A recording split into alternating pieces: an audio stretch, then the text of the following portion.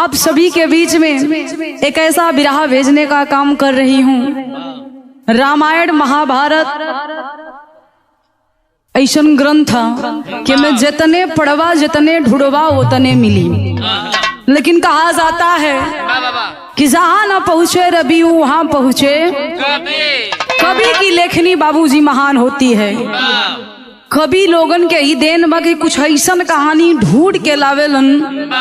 हम जैसन कलाकार विरहा के माध्यम से अपने गीत के माध्यम से आप लोगन के बीच में प्रसंग या कहानी रखे के काम करेला।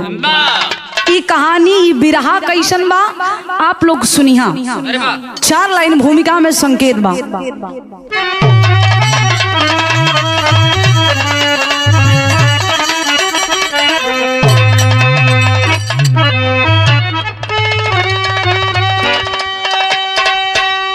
प्यार फलता नहीं वृक्ष की डाल पर, प्यार का फूल खिलता नया आसमान में, प्यार दिल के समंदर का बाजार है, लहरता लहर भर के इंसान में,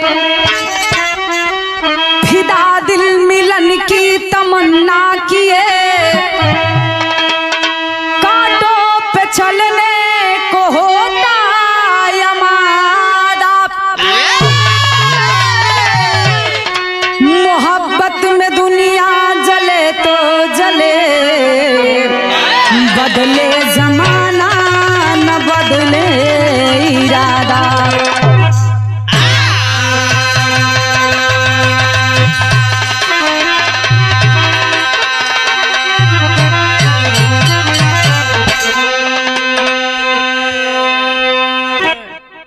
ए पंचो, प्यार भगवान के दियल एक अनोखा उपहार हो। ई प्यार ना कोनो पेड़ पे ना कोनो डाली पे मिलेला। प्यार इंसान के भगवान के दियल उपहार मानल गईल बा। प्यार इंसान के कब कैसी हो जाई केहू के पता। प्यार दिल से होला ना कि दिमाग से। देखा ई प्यार कल जुगे में नहीं द्वापर में केकरा से भइल रहे। हम अपने विरहा के माध्यम से बतावे चलत बानी। एक लाइन गजल के नमूना है।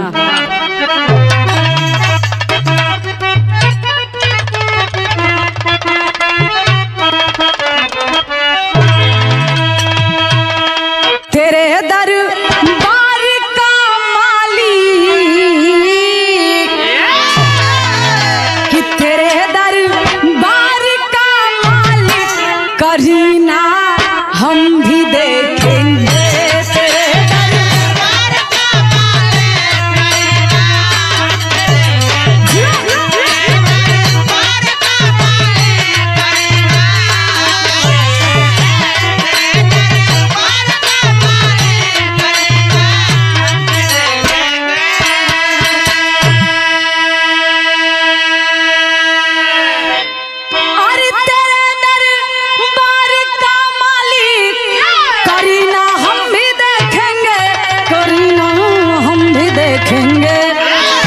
अरे अगर उमर जी हुई मालिक,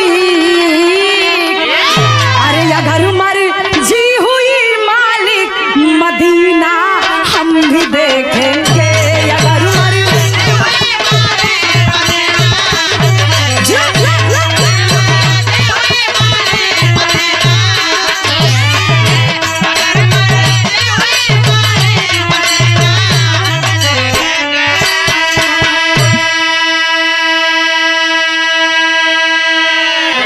लेकिन हमारे कवि जी भाव में कितना बढ़िया लाइन लिखत हुवन कि प्यार के ऊपर कैसे लिखलन।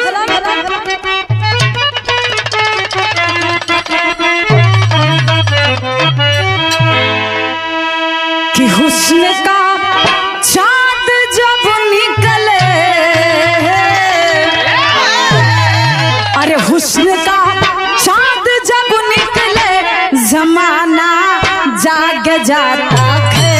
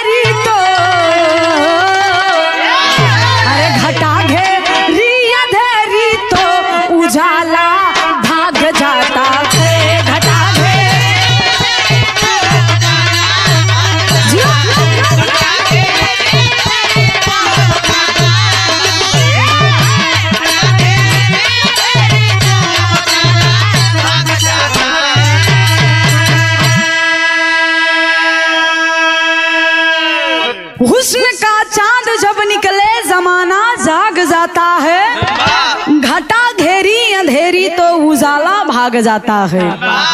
लेकिन कहानी कैसन बा, नज़म के लाइन में गुरुजी।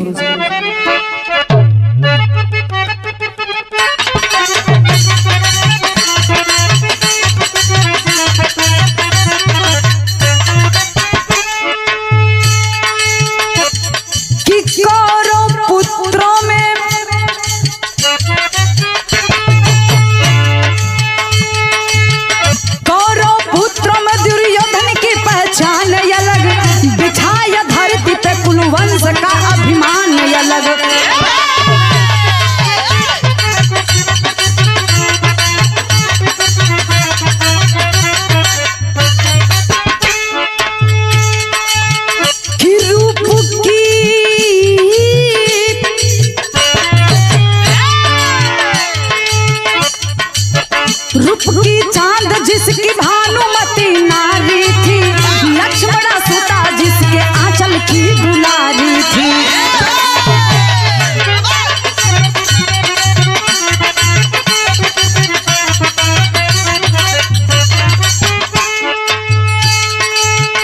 कृष्ण का बेटा,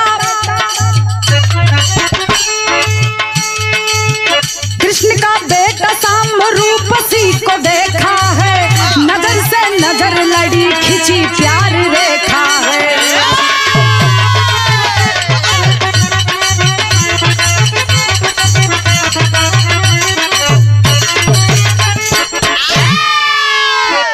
कहानी कब का कैसन हो, तनी ध्यान से आप लोग ये बिरहा के सुनी। हाँ, ऐसन कहानी बहुत कम सुने के मिलेला। ये हमारे गुरुजी बड़ा मेहनत से बड़ा खोज के लिखले होगन। कहानी बा कैसन, कौरव। कौरव में एक छाया हुआ नाम, जेकर रुतबा कायम रहे हमेशा, जेकर नाम बतावल गई दुर्योधन। दुर्योधन के धर्म पत्नी जे सुंदरता में जेकर कोनो जोड़ नहीं खे रहल, जेकर नाम बतावल गई भानुमती। अच्छा, दुर्योधन के पत्नी भानुमती जितने सुंदर रहली, उतने सुंदर एक बिटिया के जन्म देली। वो बिटिया के नाम का रहे लक्ष्मणा। बड़ी खूबसूरत, बड़ी गुणवान, बड़ी होनहार। लक्ष्मणा धीरे धीरे सयान भइल, धीरे धीरे कम से कम 16 से 18 साल के भइल। जब ये एकदम किशोरा अवस्था आइल, खूबसूरती बेजोड़ रहल, नैना चार भइल बा, प्यार भइल बा, मोहब्बत भइल बा।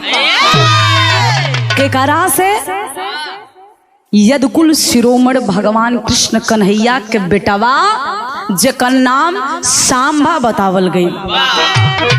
जब सांबा और लक्ष्मणा के नैना चार भइल, तब प्यार धीरे धीरे बढ़त था। अच्छा, प्यार बड़ी खतरनाक बीमारी है।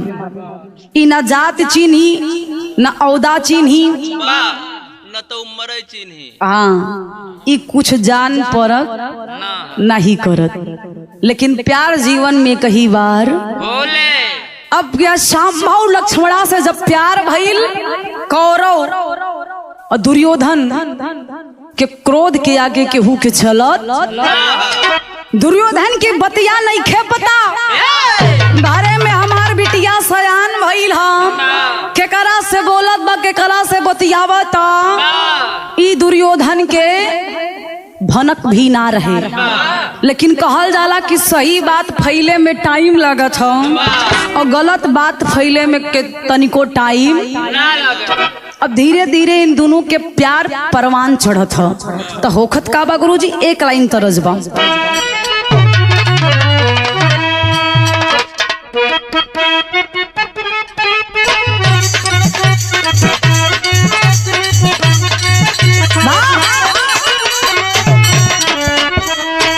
देखा, गीत बड़ी पुरान है। कोनो दुल्हन के दुल्हा परदेश बा, दुल्हनिया फोन लगौलस कला से जी, सुनत हुआ तू जब से बहरा गई लोआ ना, आम के निक नहीं लागत है। वो दुल्हन बेचारी नई नवेली दुल्हन अपने पिया से कहता, का कहे?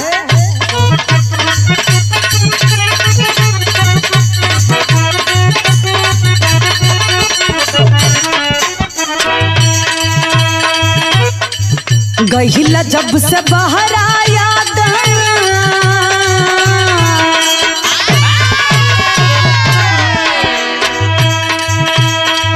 गहिला जब से बाहर आया आगे बार बार हो चिड़ैया बन के उड़ी गईला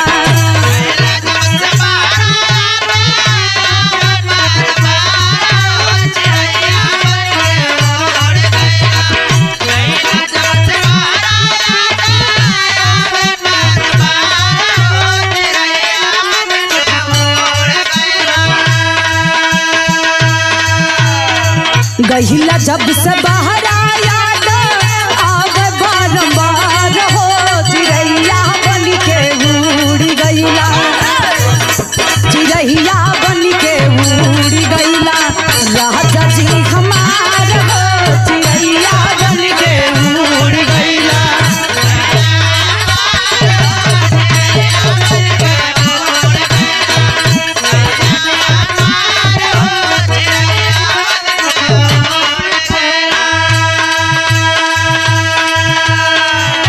लेकिन ए बाबू आज लक्ष्मणा और सांभा के प्यार धीरे धीरे बढ़त था और जब धीरे धीरे ये प्यार बढ़ा ले पंचो तो ये दोनों करत का हुवन झूलम में जवानी होले बड़ी लाज साज हो लिहाज लागे कोयला में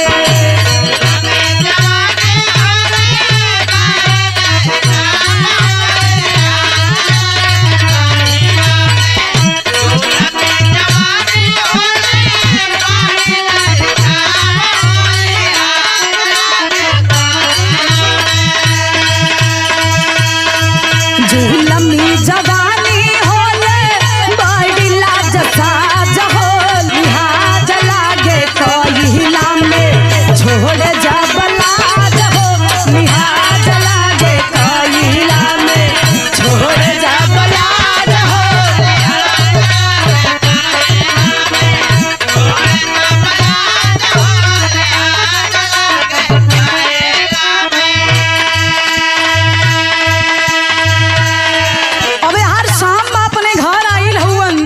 बिस्तर पे लेटल हुवन चांद के देखत हुवन तो लगा था कि लक्ष्मणा के सूरतिया चांद में देखा प्यार जब बोला तो हर जगह वो दिखाई देगा।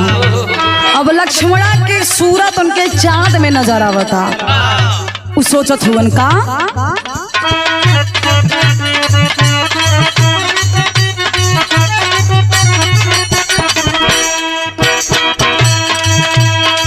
सांबा के सूरतिया पे हो देखा मुहाई गईले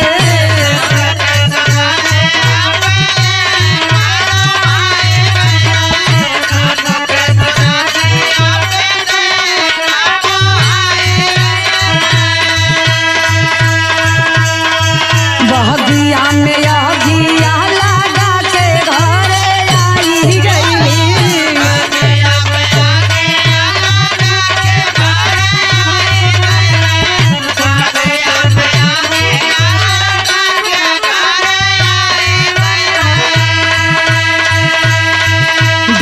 के दीवाना नहीं चिन्ह लाज साज हो लिहाज लागे कोयला में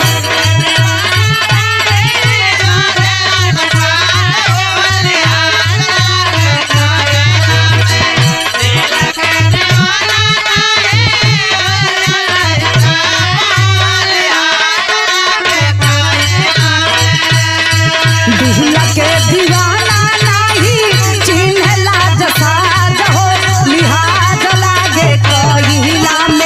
छोड़ जा बलाज हो लिहाज लागे कोयला में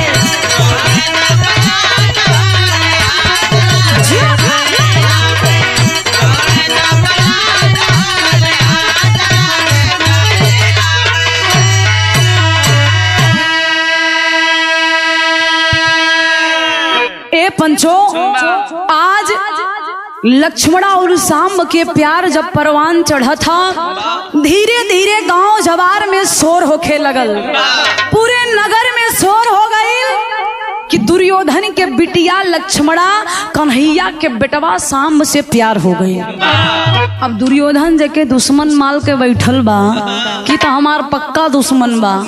अगर ये ना होतन थे तनी बड़ी पांडवन के हिम्मत, लेकिन ये नहीं के देन बा कि जौन पांडवन की ऊर्जा मिलेला। अब कन्हैया के दुर्योधन अपन पक्का दुश्मन मान के बैठल बा।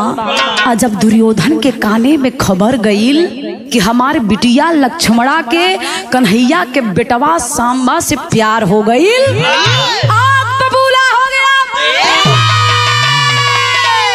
कलश कि हमारे राज्य में हमारे बिटिया हमारे दुश्मन के लड़का से प्यार करत बा, ई बर्दाश्त आई सयान हो गईल बा। भानुमती जाके लगवा बैठलिन, कली ने पिया इतना दिन से बिटिया सयान भइल है, कितना बार तो के समझौली कि एकर बियाह कर दा, तब बात समझ में ना आइल। आज कपड़े छुरत है ना। दुर्योधन विचार कैलस कलस की अब ना, गलती तो हो गई, लेकिन ये गलती के अब हम सुधारब। अपने दुश्मन के घर में अपन बेटी के डोली ना जाए दे। अब यार दुर्योधन एक सुंदर लड़का देख के लक्ष्मणा के शादी रचावत था, लेकिन बाबू जब सदिया रचौलस तो होखत का बा एक लाइन तरज हो।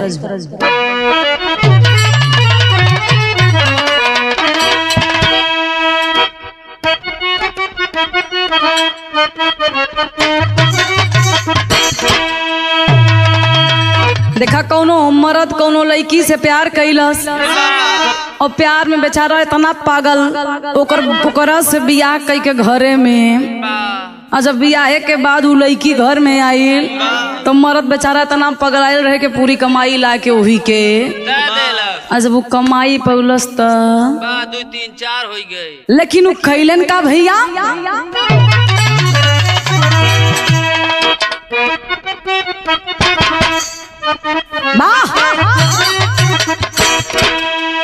कि बनमा कर धनिया,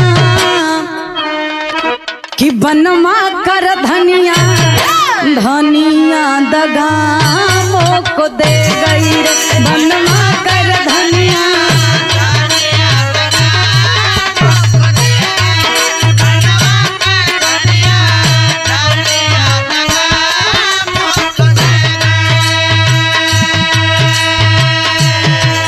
लेकिन हर लोग समझावत हुवन। सुन ले दुर्योधन बेटिया सयानी ही होई गई रे। सुन ले दुर्योधन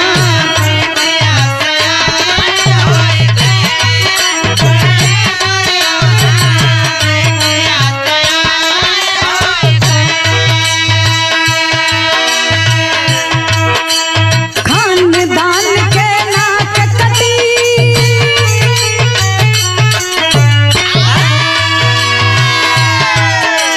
खानदान के नाक कटी, बदनामी तोहरी होई गई रे। सुन ले दुर्योधन बेटिया दीवानी तोहरी होई गई रे। सुन ले दुर्योधन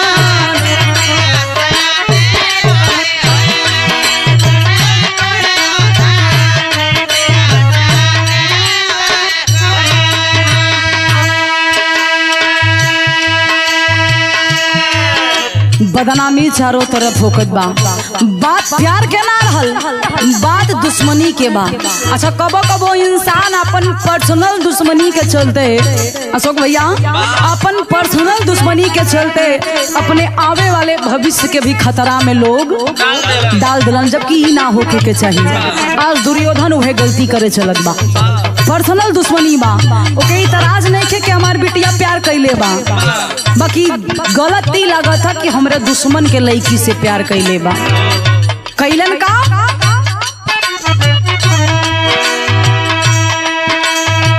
खोजी के बाजे झाटे ब्याह रचाए, सही हो मिजाज में।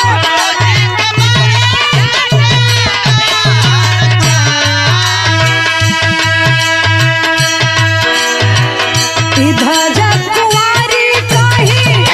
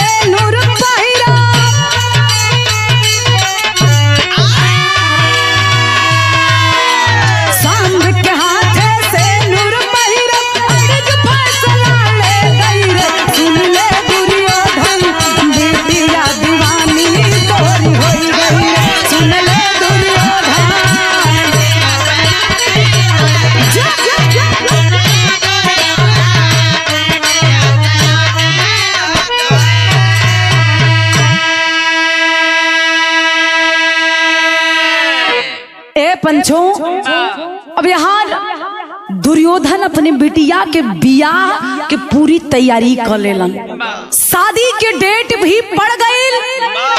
अब यहाँ लक्ष्मणा सांबा से प्यार कैले ही अपने घर में अपने कक्ष में बैठ के इंतजार करत है कि अगर हमरे प्यार में ताकत हुई, हमरे प्यार में दम हुई तो हमार डोली और केहू के घरे ना जाई। लेकिन ये बाबू ब्याहे के दिन आ गई, यार लक्ष्मणा इंतजार के डोरी उनकर टूटत बा।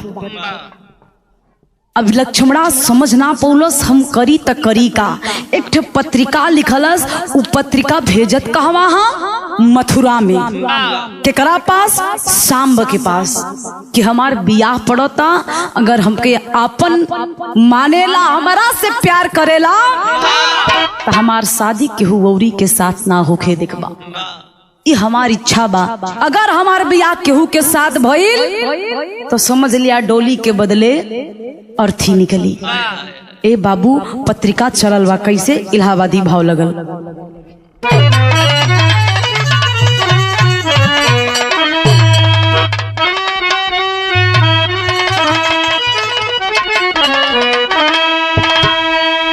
अरे राम लिखली गोरी पतिया, हे भैया लिखली गोरी पतिया, कपिया परदेस हो लिखली गोरी पतिया, राजा परदेस हो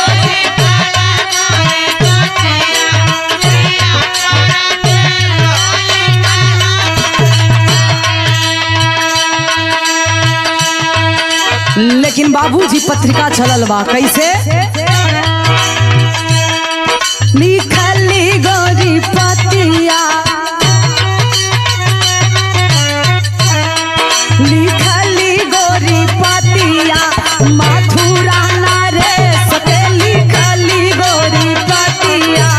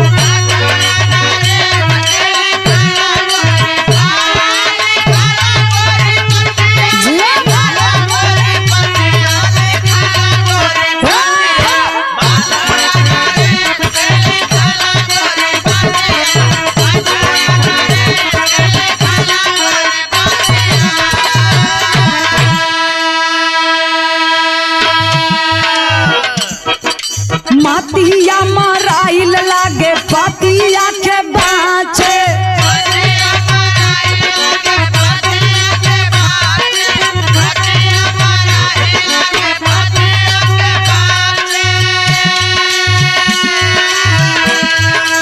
आँखी में सुरतिया मुरतिया के नाचे,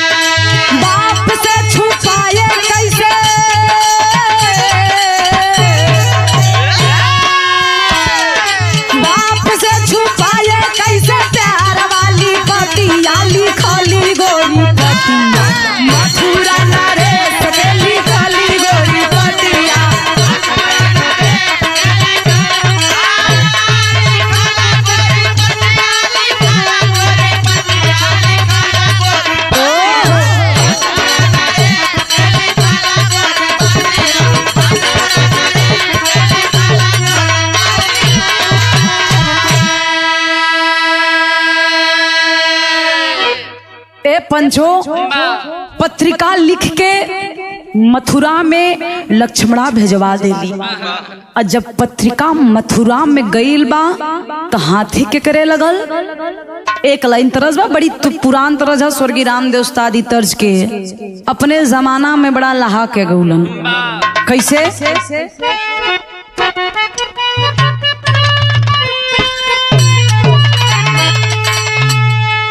कि गवन कराई पिया घर बैठवल तय अपना कोई लोरिया में लागल रे। निरमोही दगा दई के हर निरमोही दगा दई के हर पागल रे। निरमोही दगा दई के भागल रे। निरमोही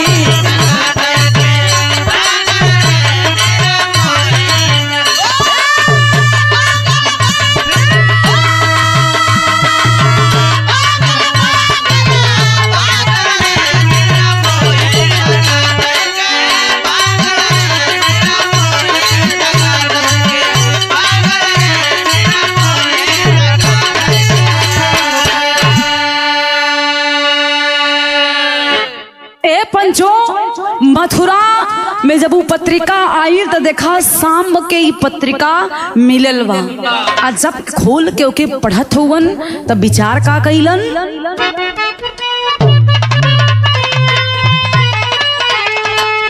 कि पतिया के भेज तू सहज देलू हमके। कि पतिया के भेज तू अरे सहज देलू हमके। हर प्रीत कैला सरियाना काटब हो गोरी सात समुंदर हो। गोरी सात समुंदर ना डाकब हो। गोरी सात समुंदर ना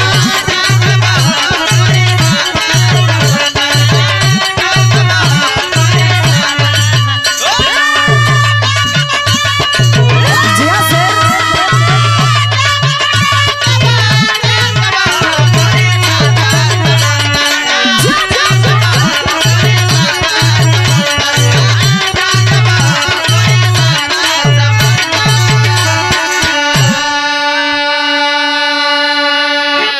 ए पंचो जब पत्रिका के पढ़लन शामा भी लक्ष्मणा से अत्यधिक प्यार करत रहलन।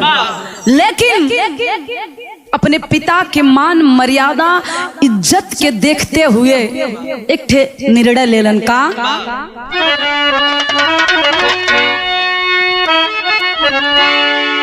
कि हबर आइल दुर्योधन के दुआरे बरतिया। अरे गावे मंगल चार जुट के सारिया बरतिया।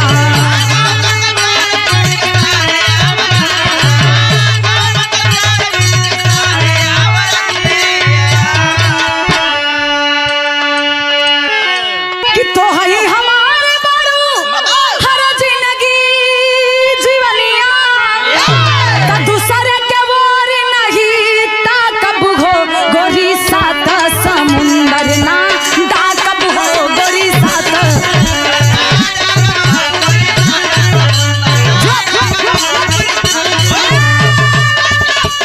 बहुत अच्छे।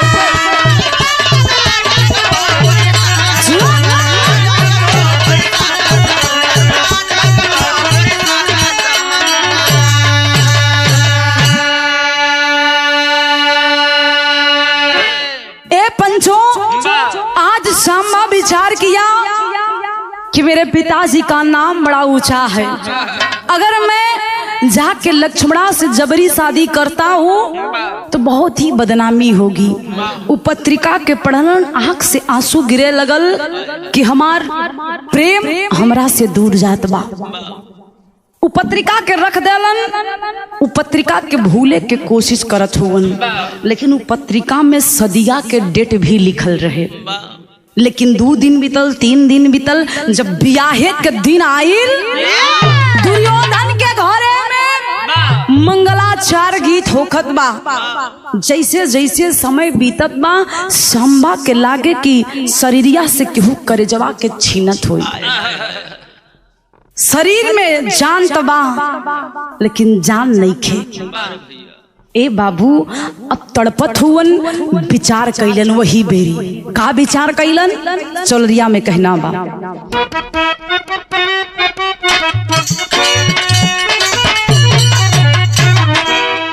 कि गोरिया दिन भर कई के कटिया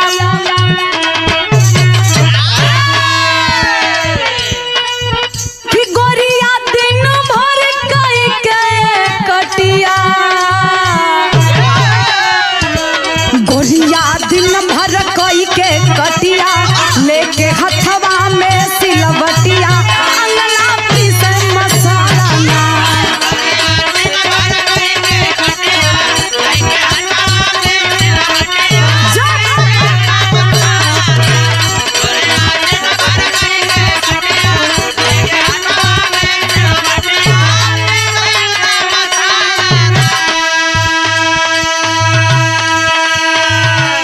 लेकिन ये पंचो हाथे में मेहंदी लगल बा, शरीर में हल्दी लगल है, बियाहे के तैयारी होकता, गीत गौनई चालू बा, लेकिन घरे में बैठल लक्ष्मणा के अखिया से झरझर झरझर आंसू गिरता।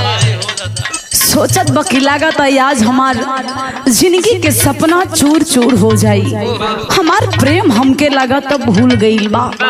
सोचा था अपने कमरा में अपने कक्ष में बैठ के आंसू गिरावता।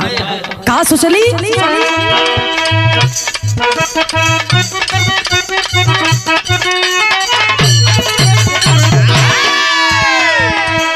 अंग अंग जे करे रची में खादिया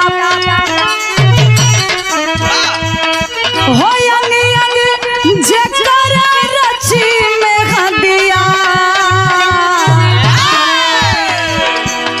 अंग करे रची में हदिया बैठल कोहबर में सहज दिया सदिया खरगिज रचाई बना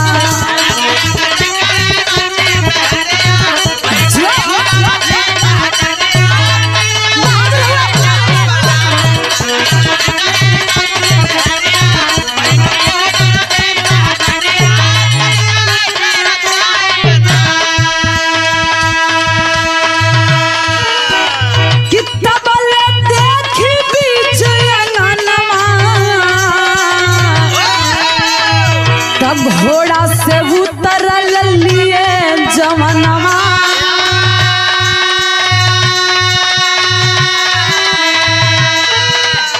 कि बैठी उछल के घोड़े ऊपर लइके खथवा में अपने मूसा लइके खथवा में अपने मूसा पंछी प्यार के पावे जहाजिया तल गवरव संग दरदसिया हल्लिया खरगिज रचाई बना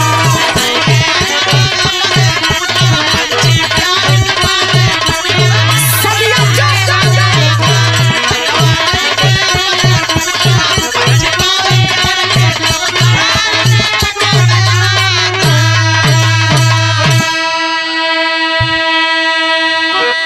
यार लक्ष्मणा के सब्र के बाण टूट गई। और जब लक्ष्मणा के लगल कि हमार बियाह लागत बा आज हो ही जाई, तब वीर के घरे वीरे के जन्म होला। जवन खानदान में रही हुए वंश पे आई, आज लक्ष्मणा भी उठल बा क्रोध में आके कॉलेज की लाज रही लिहाज रही हमके कौनो चिंता हम बियाह हम शादी वही से करब जेकरा से प्यार कैले बानी। झझाग दिया उठल एकदम बियाह के जोड़ा में शादी के जोड़ा में सजल बा। जैसे अपने कमरा से अपने कक्ष से अंगनैया में कदम रखला देखत बा एकदम तेज बेग से अंगनैया में ठे घोड़ा उतरल है। घोड़वा पे के रहल सांबा। और जब देखला तब खुशी के ठिकाना नहीं खे कैली का अंतरा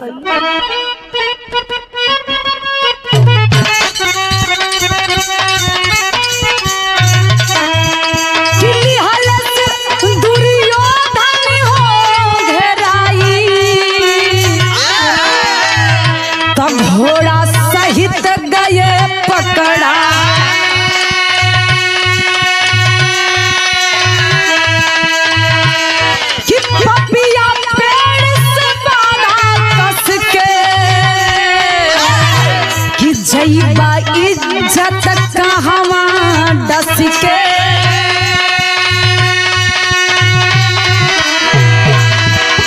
महंगत रही गई दूनो या ददिया कैलस मारे के हो गर ददिया ददिया खरगिज रचाई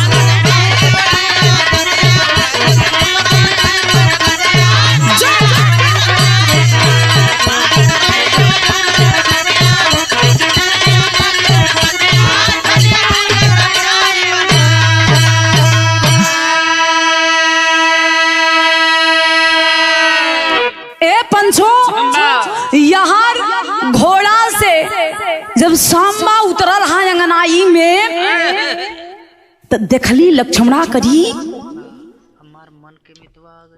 ई तो हमरे मन के मितवा हुवन। ई है असली प्रेम। जब दिल के पुकार सुन ले समझ ला प्रेम सफल है।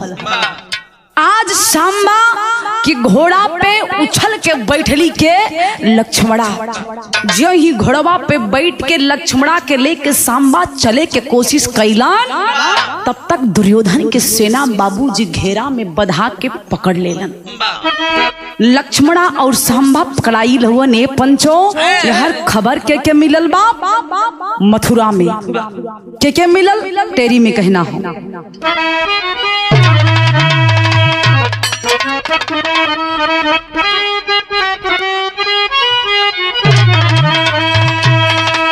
कि बलदाऊ हरवा कान्ही अरे बलदाऊ हरवा कान्ही पे धरे कि बलदाऊ हरवा कान्ही पे धरे त कंपित हुई धरा फारी छाती के गो फरवायर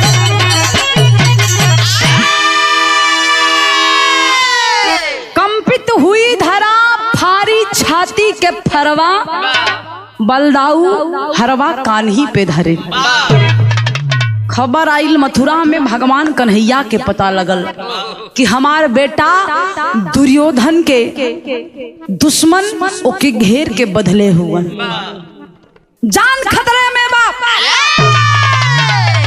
जब कन्हैया के पत्रिका में खबर मिलल कि हमार बेटा गइल का है दुर्योधन के बिटिया के हरण करे भगवान कन्हैया उ पत्रिका के पढ़लन उसे धर देलन। बलदाऊ बगलिया में बैठल कलन भैया ए कन्हैया केकर पत्रिका हा कोनो तोहार रिएक्शन वेक्शन नहीं लगत बा कैसन हा कन्हैया कलन का करी जे जैसन करी वैसन भरी। सांबा पकड़ाइल बा दुर्योधन पकड़ले हा पत्रिका में लिखले बा आज के जान से मार दे हमरे कुल के हमरे मान मर्यादा पे हमरे इज्जत पे हाथ डलले हा। बलदाऊ उठ के खड़ा भइलन कलन अरे कन्हैया अरे कैसन पिता हुआ तू तुम्हारे बेटा दुश्मन के घेरा में बधाइल बा और तू बैठ के विचार करत हुआ। कन्हैया कलन उ पकड़ाइल बा तो वह निपटी हम जाई तोहू के जाए के बलदाऊ खिसिया के अपन हल उठौलन खलन के रे सुना तोरा जैसा हम कायर हमार लइका हमार बेटा प्रेम कैले बा कौनो गुनाह हम जाई बचावे लेकिन अगर तू नातेदारी निभावे अइला तो बूझ लिहा। बलदाऊ क्रोध में उठा लवन अपन हल उठौलन और चलत हवन दुर्योधन के द्वार पे। कैसे कहे बलदाऊ कृष्ण से कहे बलदाऊ कृष्ण से धोखा मत करना अरे छलकारी छल मेरा हलचल मत करना आकर के नातेदारी तू निभैबा ता बलदाऊ कन्हैया से कहत हुवन आकर के नातेदारी तू निभैबा ता तोहके भी हरवा में नचाई दे पौरुष के तोहके जरूरत ना हमके हरे पौरुष के तोहके जरूरत ना हमके भंवरी अकेले ही दम पर घुमाई दे। बलदाऊ कहलन सुना अगर तू वीर हुआ ना तो हम महावीर हैं तो आर बड़का भाई हम है, तो सोचा हमारे में कितना दम बा, बिना अपने बेटवा के भौरी नचाए, बिना भौरी घुमाए, बिना बियाह कराए, तोरे दरवाजा पे तोरे चौखट पे ना आई। ए कन्हैया, अब भूल से अगर रिश्तेदारी निभावे हुआ इला तई हर देखत हुआ ना, यहीं पे तोहू के नचा दे। जैसे ओकरा के नचाई वैसे तोहू के 4 बार घुमाई। अगर तू हमार साथ ना दे सकेला तो तोहार कोनो जरूरत वहाँ आवे के। कन्हैया हंसे लगलन, कलन ए भैया जा लागत बतवाऊं आज पे फेरा में पड़ी जाबा। बलदाऊ कलन की हमरे कुलवंश के बात बा, अपन मान मर्यादा इज्जत अपने पगड़ी के शान बचा के लौटब, ना तो के मुंह अपन ना दिखाई। बलदाऊ अपन हल लेके चलल हवन दुर्योधन के घर पे, दुर्योधन के दरबार में, जहाँ सांबा के उ लोग बंदी बना के रखले रहलन। कैसे गुरुजी पापट में कहना बा,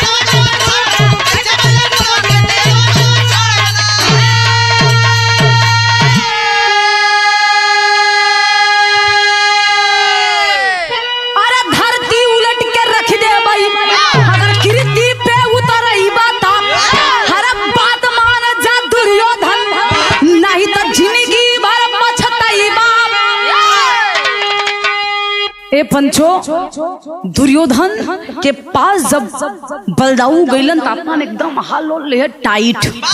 खलन है दुर्योधन, अरे तोरा में इतना हिम्मत, तू हमरे कुल के वंश के तू बांध के रख ले हुआ, भूल गईला हमरा के। अरे हम है बलदाऊ बनी,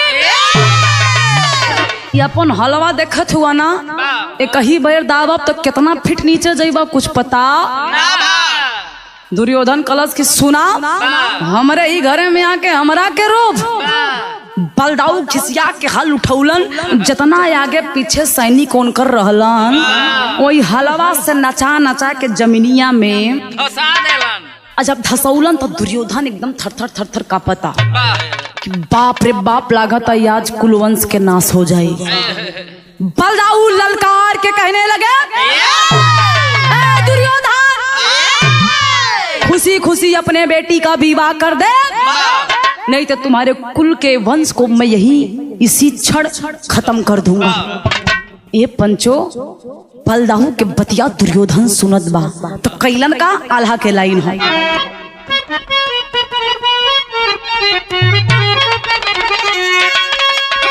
अरे मिटी ना मिटाई कैसे, अरे भाग्यवाली रेखा कहीं अपनी कलम से जावन लिखाई करता।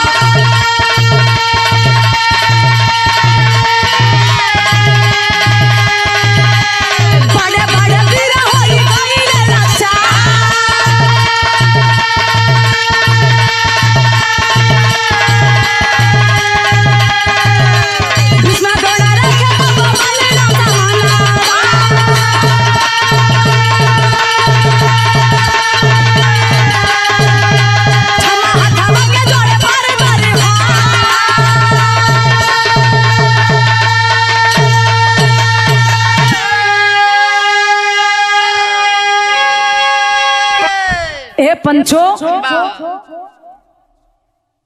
आज यहाँ दुर्योधन के बड़े से बड़े वीर भीष्म द्रोण जैसे वीर बुद्धिमान सब केहू लाचार। दुर्योधन के लोग समझावत हुआन कि भलाई हमनी के यही में बा कि लक्ष्मणा के कन्यादान करके कृष्ण के बहू बना दा। अगर ना बनैबा तर एक लक्ष्मणा खातिर तोहर पूरे कौरव वंश के विनाश हो जाई। बलराम केहू के छोड़िया।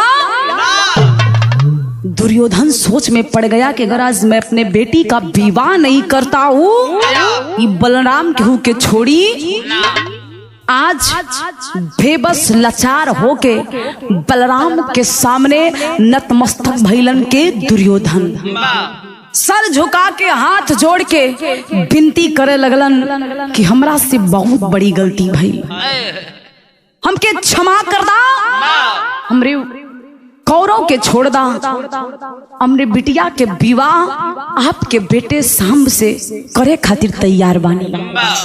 ए बाबू यार खुशी खुशी गठबंधन होखत बा। कन्यादान करत हुवन के दुर्योधन कैसे खड़ी में कहना हो।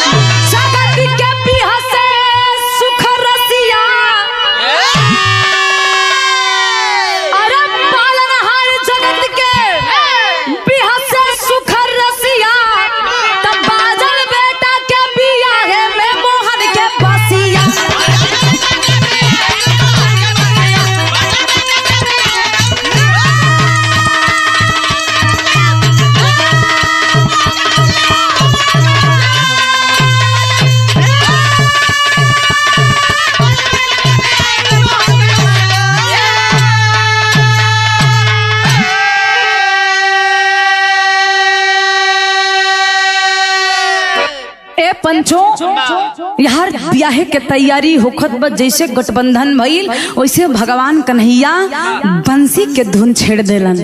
बलराम मोड़ी उठा के देखलन का हो आ गईला पूरी खाए। कन्हैया हंसे लगलन कलन वाह हम तो देखे चाहत रही कि इनके प्यार में कितना ताकत बा और तू इतना रोब से अइला तोरा में कितना ताकत बा। लेकिन धन्य हो भाई तोहरे हिम्मत के तोहरे ताकत के केहू अंदाजा ना लगा पाई।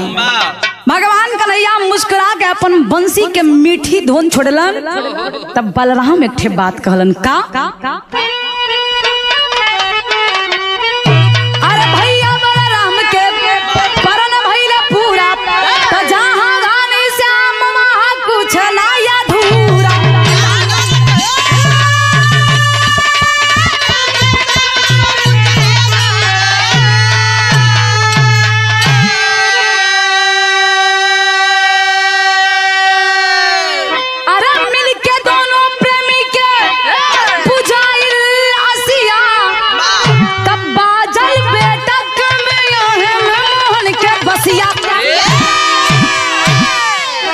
पंचो फिर से एक परिवार मिलल। लक्ष्मणा के शादी श्यामा से हो गईल। खुशी खुशी डोली चलल बा मथुरा। यही से एक सीख मिलल बा बिरहा में। का मिलल गुरुजी? अरे प्यार करो मगर रीति तोड़ो ना कभी समाज।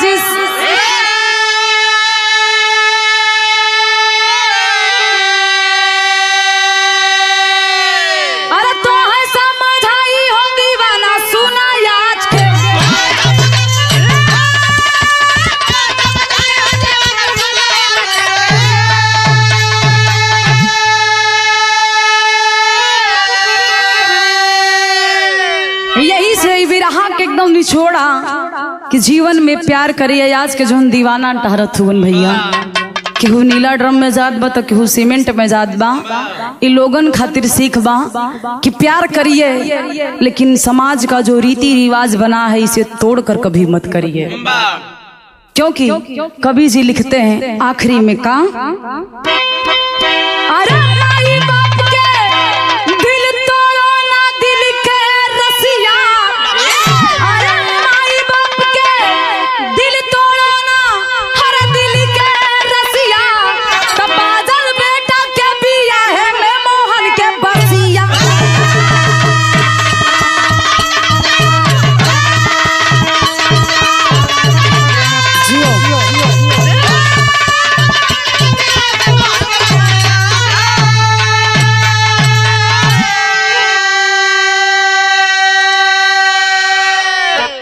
गुरु बिहारी गुरु गणेश कभी सहे ना अपमान, स्वर्ग चंद्रिका प्यारे लाल जी गीत चढ़ी आसमान कि बलदाऊ